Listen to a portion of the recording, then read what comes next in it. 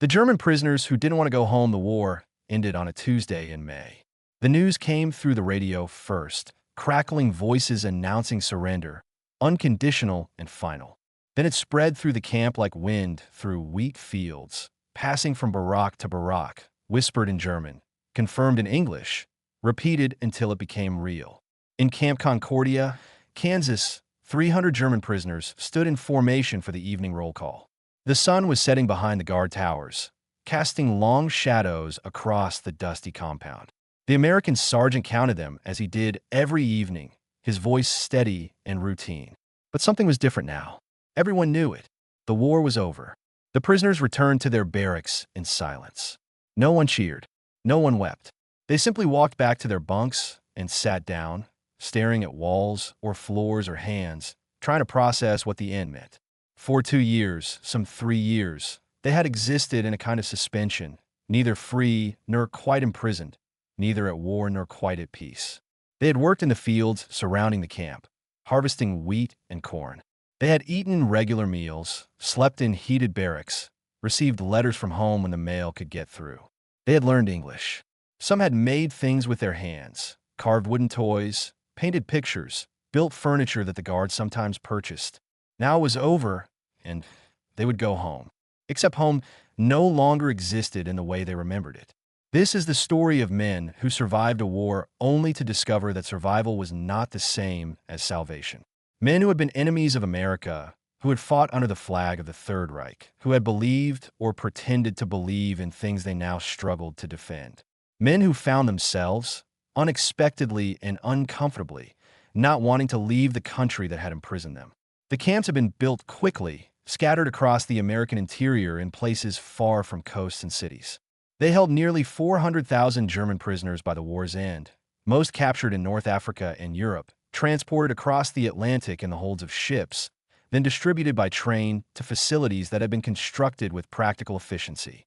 The prisoners had arrived expecting brutality. They had been told by their officers, by propaganda, by everything they thought they knew about war, that capture by the Americans would mean torture and death. Some had tried to avoid surrender, fighting longer than military sense dictated, because they feared what awaited them as prisoners. Instead, they found routine. The camps were governed by the Geneva Convention, monitored by international observers, operated according to regulations that specified everything from caloric intake to working hours to sleeping arrangements. The prisoners worked, but not excessively. They were paid in camp scrip, small amounts they could use to buy cigarettes, soap, writing paper. They received medical care when sick. They were housed in barracks that were basic but weatherproof, heated in winter, ventilated in summer. Most importantly, they were fed. For men who had spent the final months of the war half-starved, who had watched rations diminish to almost nothing as supply lines collapsed, the regular meals were almost incomprehensible. Bread every day, soup with vegetables, potatoes, sometimes meat, coffee weak but hot. The portions were measured according to international standards, adequate for men doing manual labor. A prisoner named Heinrich Boehmer, who had been a factory worker in Munich before conscription, later described his first meal in an American camp. He had expected watery soup and moldy bread, perhaps a single thin slice. Instead, he received a full tray, bread, stew with chunks of beef, and apple. He ate slowly, waiting for someone to take it away, to tell him it had been a mistake. No one did. The next day, there was more food. And the day after that. This was not mercy, he understood. This was policy. But the effect was the same. The work was hard, but not cruel. The prisoners were sent to farms where labor was scarce, where American men had gone to war and their absence left fields unharvested. They picked cotton in Texas, harvested sugar beets in Montana, cut timber in the forests of the Northwest. The work was supervised but not brutalized. If a man was sick, he could report to the infirmary. If the heat was excessive, there were water breaks.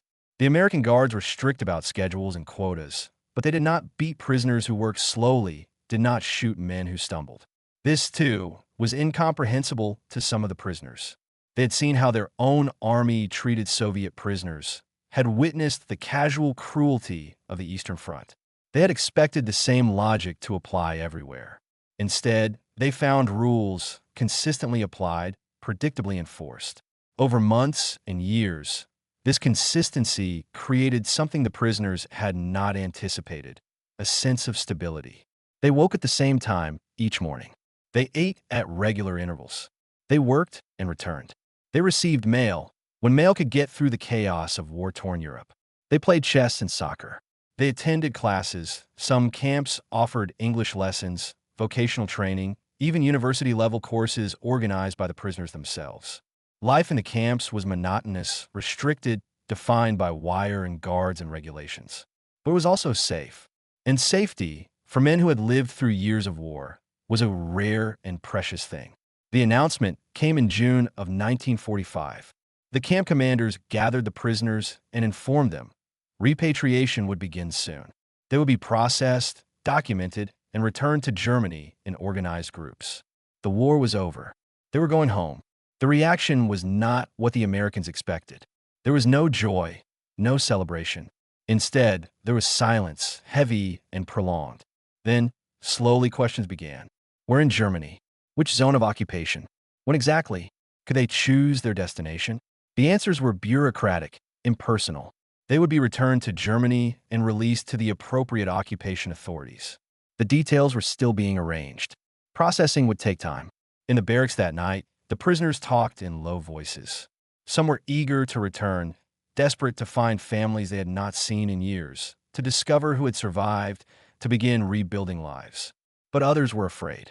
They were afraid because the letters that had reached them, the few that had gotten through in recent months, described devastation beyond imagination. Cities reduced to rubble. Hunger everywhere. Millions displacés. The country divided between the victorious powers. They were afraid because they did not know if their families still existed. The letters had stopped coming from some addresses. Others described Allied bombing raids, Soviet advances, chaos, and flight. A prisoner might know his hometown had been destroyed, but not know whether his wife and children had escaped, where they might have gone, whether they were alive at all. They were afraid because Germany was now occupied territory, divided between American, British, French, and Soviet zones. And the Soviet zone was a place of particular terror. Rumors had reached the camps, stories from other prisoners, accounts in newspapers that guards sometimes left lying around. The Soviets were exacting revenge for what Germany had done to Russia. Returned prisoners were being arrested, sent to labor camps, executed. Anyone who had fought on the Eastern Front, anyone suspected of war crimes, anyone deemed politically unreliable, disappeared. A prisoner named Karl Mensing, who had been captured in Italy in 1944, received a letter from his mother in April of 1945.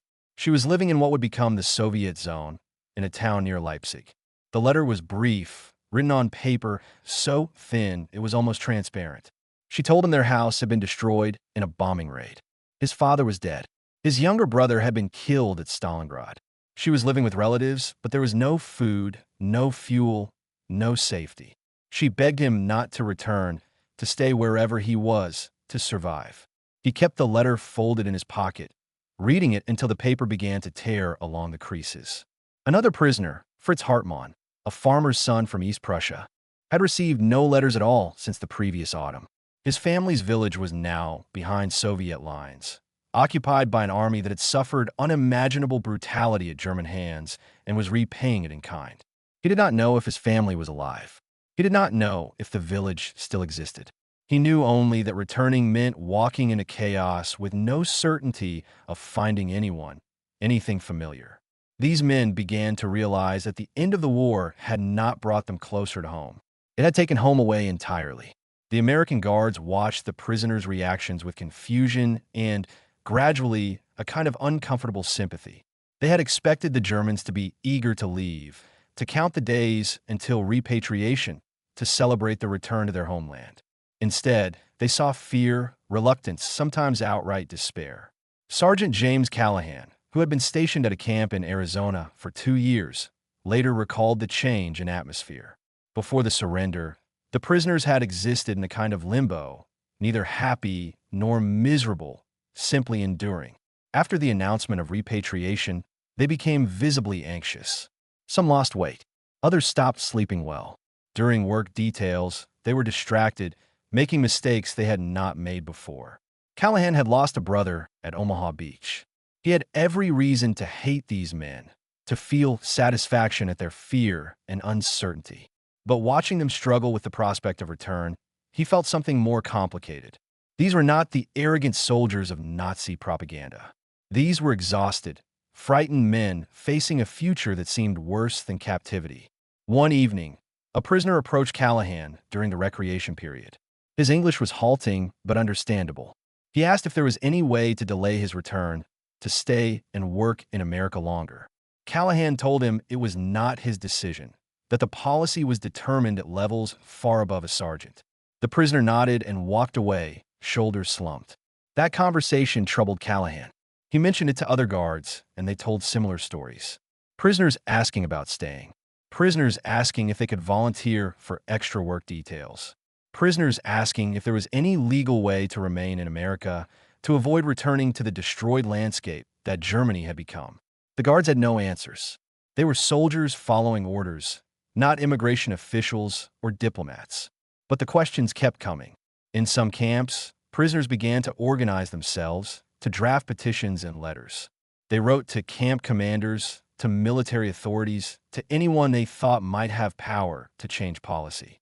The letters were respectful, carefully worded, often composed in halting English by men who had learned the language from phrase books and conversations. They explained their situations. They described what awaited them in Germany: destroyed homes, missing families, occupation zones where returned prisoners faced imprisonment or worse. They asked for permission to stay and work, to delay their return until conditions improved, to remain in America where they had proven themselves to be reliable workers, peaceful men who caused no trouble. The letters were forwarded up chains of command, reviewed, discussed, ultimately rejected. The policy was clear. The Geneva Convention required the return of prisoners once hostilities ended. International agreements had been signed. Diplomatic protocols had to be followed. America could not simply keep German prisoners, no matter how willing those prisoners might be to stay. Germany needed its men back, needed workers to rebuild, needed population to replenish what the war had destroyed. But the prisoners kept asking.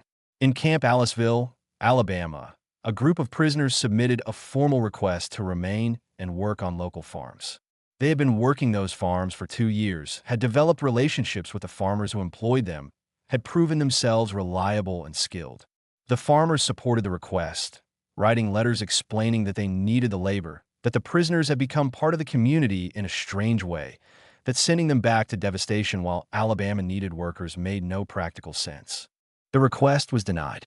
In Camp Hearn, Texas, prisoners organized a petition signed by more than 200 men. They requested permission to stay until Germany had stabilized, until basic infrastructure had been restored, until there was food and housing and some semblance of normalcy.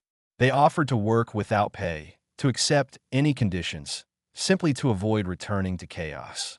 The petition was acknowledged, filed, rejected. The American military was sympathetic in some cases, but bound by regulations that could not be bent simply because the situation was complicated. The war had created enormous dislocations. Millions of people were displaced, millions more were refugees, entire populations had been uprooted. German prisoners in America were just one small piece of a massive humanitarian crisis. They would have to return and take their chances like everyone else. Some prisoners tried different approaches. They volunteered for extra work, hoping that proving their value might create opportunities to stay. They studied English intensively, thinking that language skills might make them eligible for some kind of employment visa. They asked about American immigration law, about pathways to remain legally, about any loophole or exception that might apply. A prisoner named Werner Klein, who had been an engineer before the war, spent months researching American immigration policy in a camp library.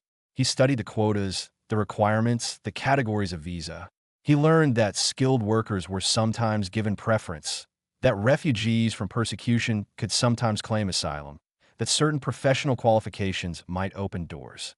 He drafted a detailed application, explaining his qualifications, his willingness to work, his fear of what awaited him in Soviet-occupied Germany.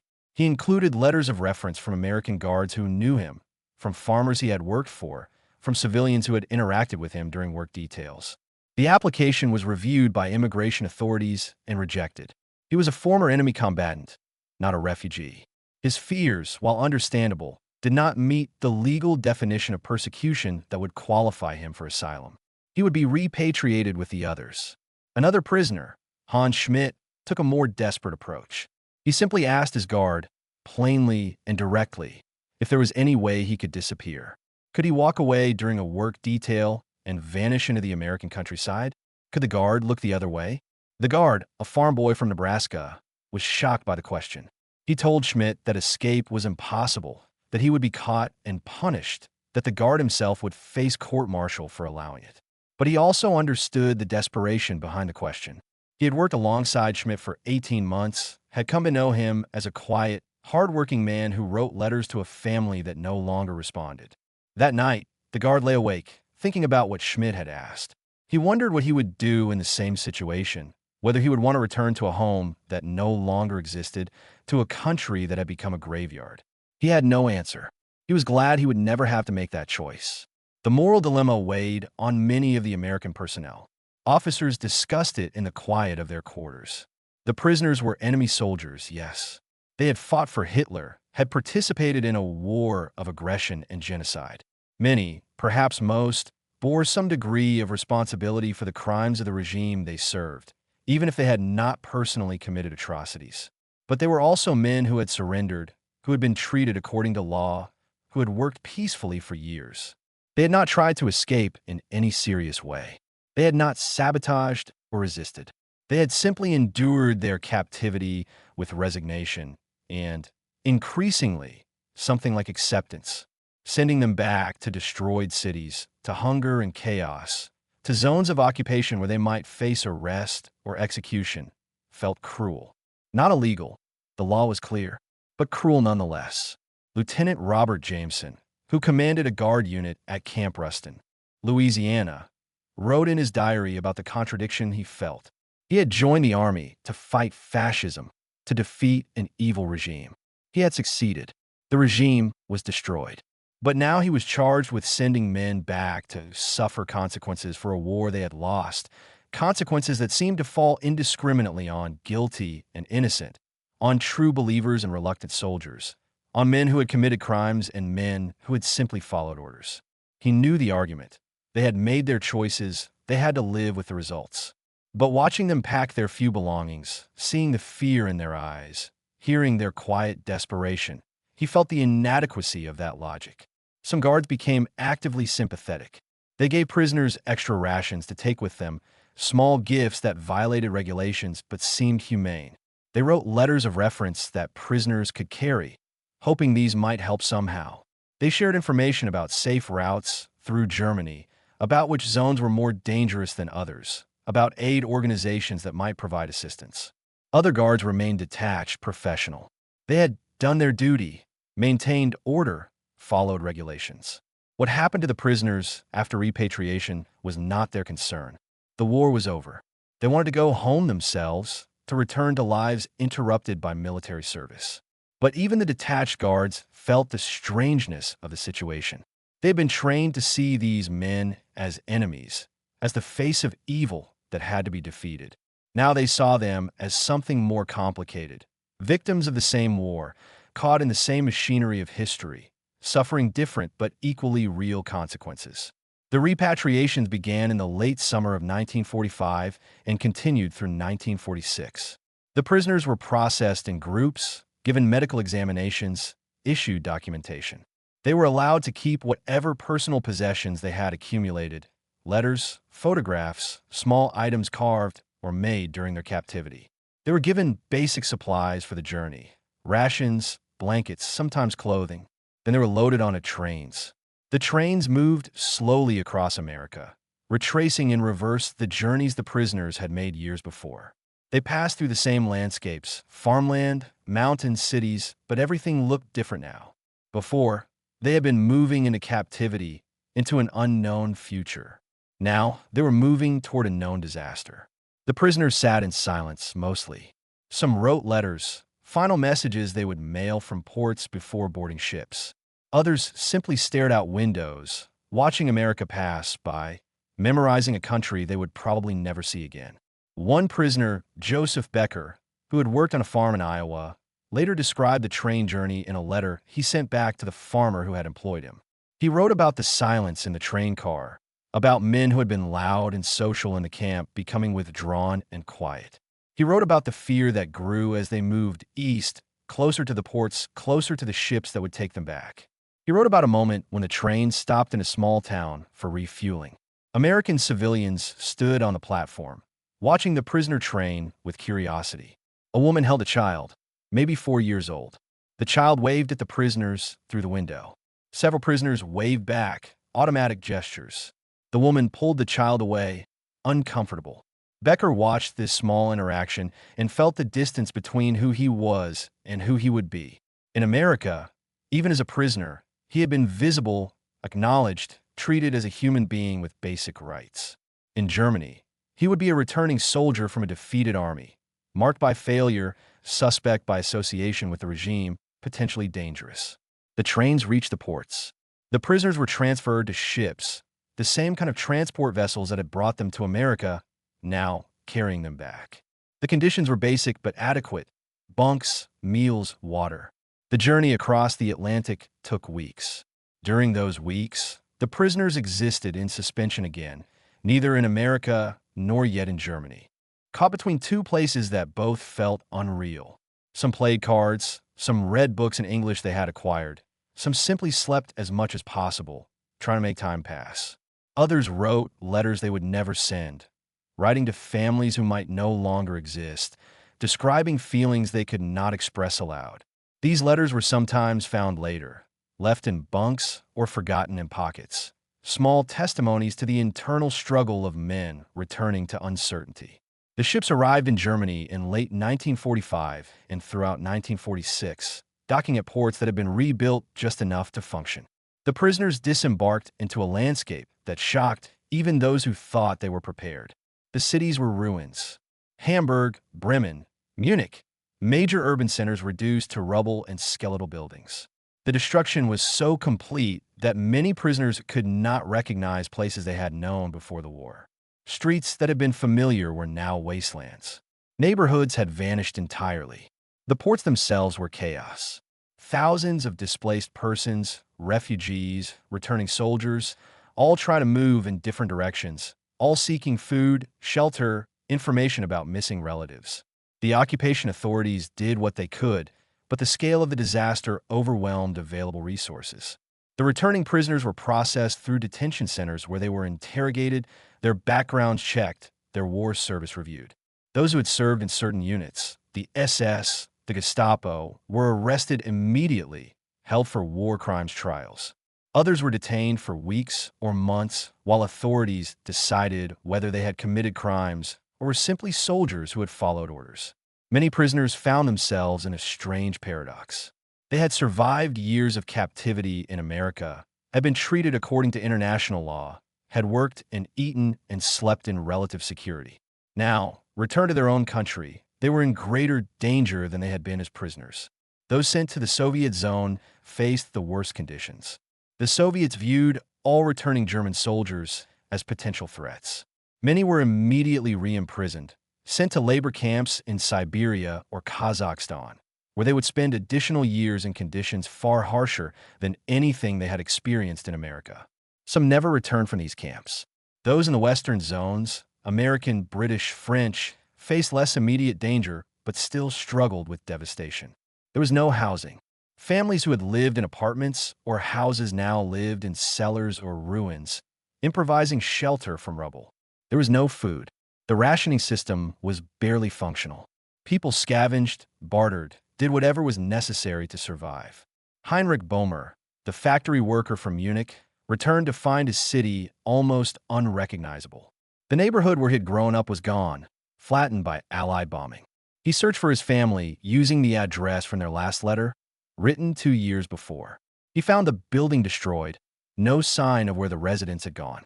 He spent weeks searching, asking questions, checking lists maintained by aid organizations.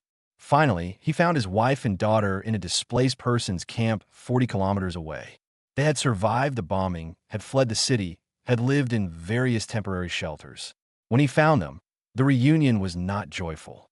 They were too exhausted, too traumatized, too focused on immediate survival for joy. His wife asked where he had been. He said America.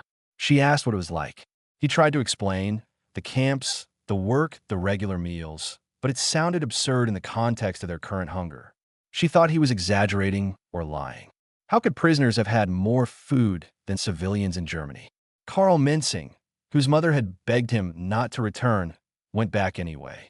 He had to know. He traveled to the Soviet zone, a dangerous journey through checkpoints and border crossings, risking arrest. He found the relatives his mother had been living with. They told him she had died during the winter, malnutrition and disease, like thousands of others. They did not know where she was buried.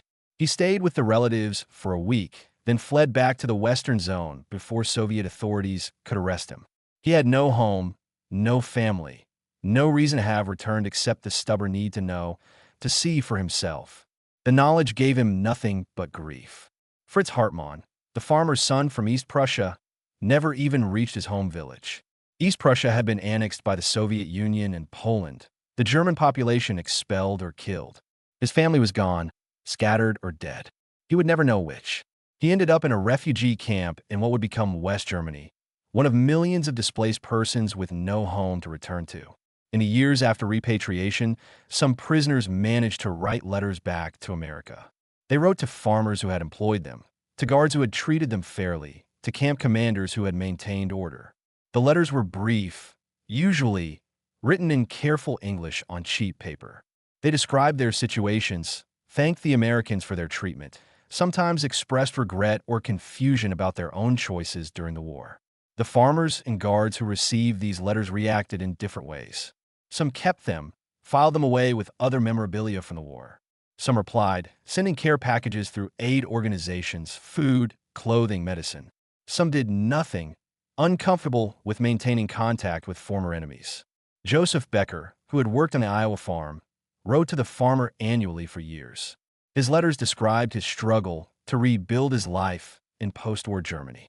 He found work in a factory, married a widow with 2 children, slowly re-established something like normalcy.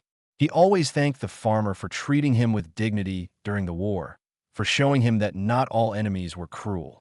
The farmer, a man named Walter Johnson, kept the letters in a drawer. He never replied. He was not sure what to say. He had paid Becker the small wage required by law, had treated him the same way he treated hired hands, had not thought of it as anything special. But clearly it had mattered to Becker, had changed how he thought about Americans and maybe about the war. Werner Klein, the engineer who had tried so hard to stay in America, eventually found success in Germany. He used his skills to help rebuild infrastructure, worked on projects that reconstructed bridges and roads. He prospered during the Wirtschaftswunder, Germany's economic miracle of the 1950s. But he never forgot his time as a prisoner, never stopped wondering what his life might have been if he had been allowed to stay in America. He wrote a memoir in his old age, describing his war service, his captivity, his repatriation. He wrote about the paradox of being better fed as a prisoner than as a free man in post-war Germany. He wrote about the kindness of some guards, the rigid fairness of others, the rule of law that had governed the camps. He wrote about his request to stay and the rejection he received, understanding intellectually why the answer had to be no, but still feeling the emotional pull of what might have been. The question they asked, the request to stay, became a small footnote in the larger history of World War II. Historians who study the prisoner of war experience mention it occasionally, noting the irony that some German prisoners preferred American captivity to German freedom, that some wanted to delay their return or avoid it entirely. But the question reveals something larger about the nature of that war and its aftermath. It shows the totality of Germany's defeat, the completeness of the destruction, the way the war had not just changed governments or borders, but had destroyed the very idea of home for millions of people. The prisoners who asked to stay were not asking for comfort or luxury. They were asking for the basic security they had found in the camps, regular food, physical safety, the predictability of law and routine. These were things that post-war Germany could not provide, that would not return for years. Their request also reveals something about the American camps, about how different they were from the concentration camps being discovered in Germany, from the Soviet labor camps, from the brutal prisoner of war conditions on the Eastern Front. The German prisoners in America had been treated according to international law. They had worked, yes, but they had been paid. They had been confined, yes, but they had been fed and housed and given medical care. This was not exceptional treatment. This was simply what the law required. But in the context of World War II, a war that had witnessed unprecedented brutality and genocide, simply following the law seemed almost generous. The prisoners who asked to stay had learned this difference. They had arrived expecting torture and found routine. They had expected starvation and found regular meals. They had expected arbitrary violence and found predictable rules. After years of this treatment, the prospect of returning to chaos and hunger and potential persecution felt worse than remaining in captivity. The Americans who had to deny their request struggled with the moral weight of that decision. They understood why the prisoners were afraid. They knew what Germany had become, but they also knew they had no authority to change policy, no power to grant exceptions to international agreements. So they processed the prisoners and put them on trains and sent them back to uncertainty, following orders, fulfilling obligations, maintaining the structure of international law, even when that structure seemed cruel in its inflexibility. Decades later, some of those guards would reflect on the experience with mixed feelings. Sergeant James Callahan, who had lost his brother at Omaha Beach, lived until 2003. In his final years, he gave interviews to historians studying the prisoner of war experience. He talked about the strange position he had been in, guarding men he was supposed to hate, watching them become afraid of freedom. He said he never resolved the contradiction. He remained proud of his service, proud that America had followed the law even regarding enemies. But he also remembered the faces of men who did not want to leave, who saw America, even the America of camps and wire and armed guards, as safer than their own defeated country. He remembered one prisoner in particular, a young man named Peter who spoke almost no English, but who had worked quietly and diligently for 2 years. On the day of repatriation, Peter had shaken Callahan's hand, said, "Thank you," in careful English, then walked to the train with his small bundle of possessions. Callahan never knew what happened to him, whether he survived the chaos of post-war Germany, whether he found family or rebuilt a life. The not knowing bothered Callahan more than he expected. These men had been enemies, yes, but they had also been his responsibility for years. He had counted them at roll call, supervised their work, maintained order in their lives. Then they were gone, disappeared into the chaos of history, and he would never know their fates. Lieutenant Robert Jameson, who had written in his diary about the moral contradiction, came to a different conclusion. He believed that America had done the right thing, that following the law was more important than individual cases of hardship. The prisoners had fought for an evil regime. They bore responsibility for that choice, even if they now suffered consequences. But he also believed that the prisoners' fear was legitimate, that their reluctance to return was rational given what awaited them. He believed that war created impossible situations where every choice was complicated, where moral clarity was rare and hard-won. These reflections, recorded in interviews and memoirs and private papers, became part of the historical record. They show that the people involved, guards and prisoners alike, understood the complexity of what they were experiencing, that they struggled with moral questions that had no easy answers. The prisoners who asked to stay, who requested delay or asylum or any alternative to immediate repatriation, were ultimately sent back anyway. The law required it. The policy was clear. There were no exceptions. But their request remained, recorded in military documents, preserved in archives, remembered by those who heard it. It stands as testimony to the devastation of Germany in 1945, to the totality of defeat, to the way war destroys not just buildings and bodies, but the very possibility of home. It also stands as testimony to something about the American camps, about how they functioned, about what kind of treatment the prisoners received. These men asked to stay because they had learned, through years of experience, that American captivity was governed by rules they could understand and predict. They had learned that the guards, while strict, were not cruel. They had learned that the law, while inflexible, protected them as well as confined them. This was not because Americans were naturally good or inherently moral. It was because American military culture valued discipline and procedure, because international law provided clear guidelines, because inspections and oversight created accountability. It was because the United States had made a strategic decision that following the Geneva Convention served its interests, protecting American prisoners held by Germany and Japan. But the effect for the prisoners in those camps was the creation of an environment where they felt safer than they would feel in their own country after the war, where the predictability of camp routine seemed preferable to the chaos of freedom in a destroyed homeland. That paradox, that imprisonment felt safer than liberation, reveals the depth of World War II's destruction, the way it shattered not just nations, but the very idea of normal life for millions of people. The trains carried the prisoners east, across America, toward ports and ships. The prisoners sat in silence, watching through windows as the landscape passed. They saw farms and cities, mountains and plains, a country that had been spared the physical destruction of war. Some prisoners tried to memorize what they saw, knowing they would probably never see it again. They looked at the abundance, the full stores, the working factories, the undamaged buildings, and thought about what awaited them in Germany. Others closed their eyes and tried not to think at all. Thinking led to fear, and fear accomplished nothing. They would return because they had no choice. They would survive because they had survived this long. Beyond that, there were no certainties. The guards who accompanied the trains maintained their discipline, their professionalism. They counted the prisoners at each stop, ensured order, prevented problems. But some of them felt the strangeness of the situation, the sense that they were doing something that followed the letter of the law, but violated some deeper principle of mercy. At the ports, the prisoners boarded ships. The gangways were narrow, the boarding slow. One by one, the men walked up into the holds, finding bunks, settling in for the journey across the Atlantic. As the ships pulled away from the docks, some prisoners came on deck to watch America recede.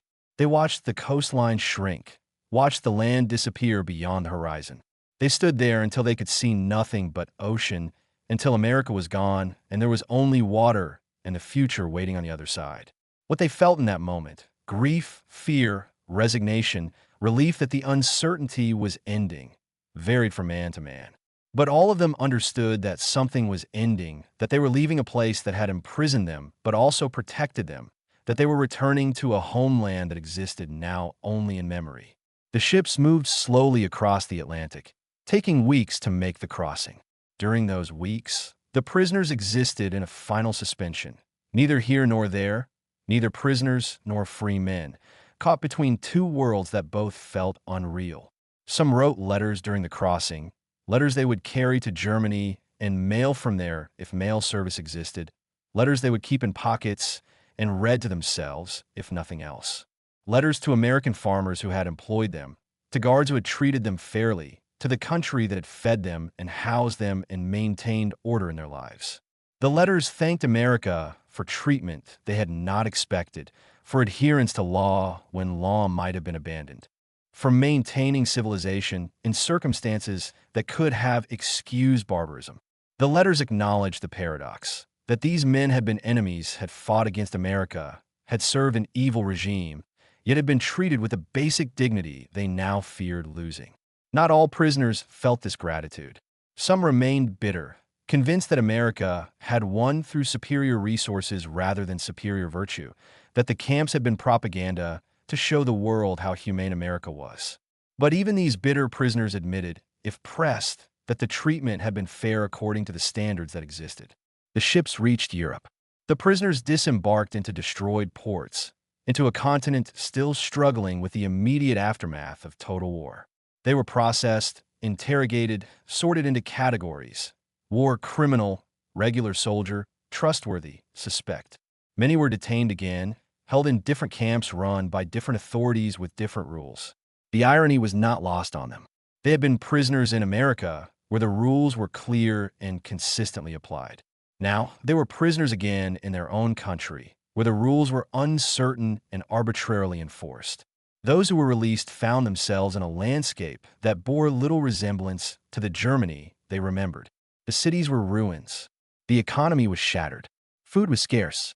Housing barely existed. Families had been scattered by war, by bombing, by flight from advancing armies. The prisoners who had asked to stay in America discovered the reality of what they had feared. Germany was not ready for their return. There was no infrastructure to support them, no system to integrate them back into civilian life. They were simply released into chaos and expected to survive. Some did survive, rebuilt lives through determination and luck. They found work in the reconstruction efforts, married or reunited with wives, raised children in the ruins, and then this response paused because Claude reached its max length for a message.